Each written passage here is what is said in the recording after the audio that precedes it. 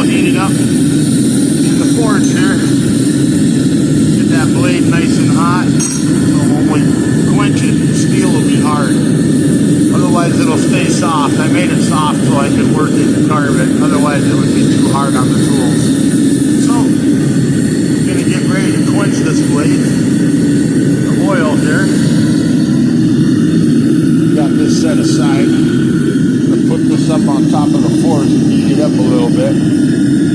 It's just regular vegetable grade oil. You don't have to use anything special when you're using 1095 steel. It's basically a tool steel, so shouldn't have too many troubles. You just want to heat it up so the stress in this blade doesn't shrink too fast when it cools off. So we're just going to get this warmed up. Actually, hot oil cools steel down faster than cold oil. Kind of a weird thing when you're dealing with physics, but it's absolutely true. Let's check the blade again. Yeah, she's turning red, but she ain't bright orange yet. As soon as that blade becomes bright orange, then it becomes non-magnetic. When it becomes non-magnetic, then you know you're at the crucial temperature in the forge. Pretty simple. You don't have to get too technical with all these special heat treatments when you're dealing with regular tool steel. It's pretty forgiving. But you do want to make sure your blade gets evenly heated. You can see where I'm getting some brighter spots than others. Those spots won't harden as well as the other spots. So you got to make sure you keep your heat treating even. Don't bend your blade when it's on a flat surface.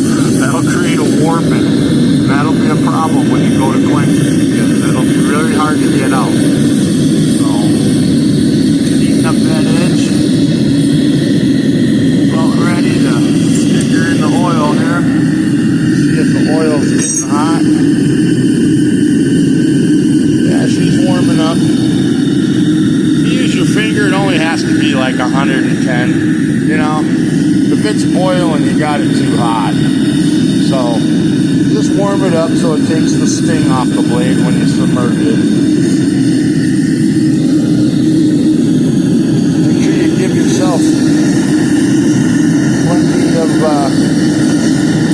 space when you're dealing with hot oil.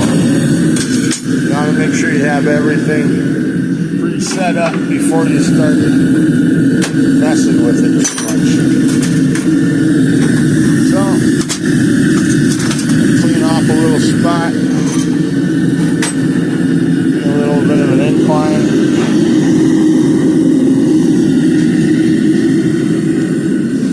My steel is just about ready.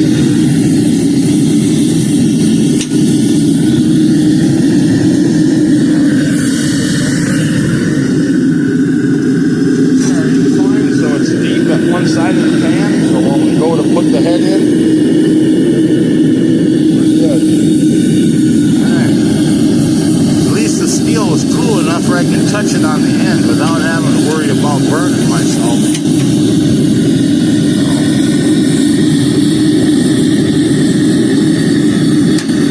One little part there that's not turning red, so need to get that equal. Running down the blade, it should cover it all pretty well. I know by just looking at this that this is just about non-magnetic color. So we're about to drop this in, but I need a pliers. Doesn't pay to handle hot stuff. Crucial times. Not prepared. I want the edge tempered. I don't really want the rest of the blade hardened.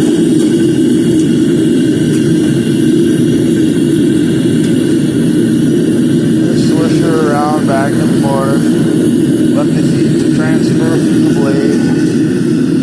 Just try not to drop it, because right now it's really brittle on that edge.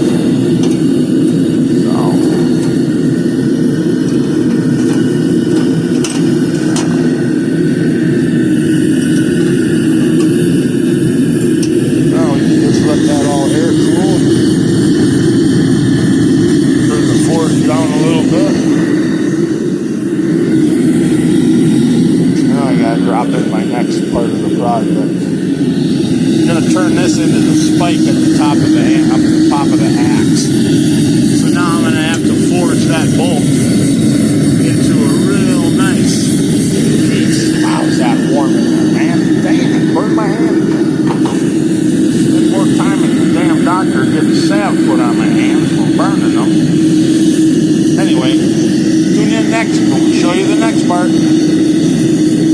And don't forget to subscribe and like our channel. We're trying to bring you some information that's fun and informative, so be sure and subscribe. Sure would help us out a lot. Thanks again.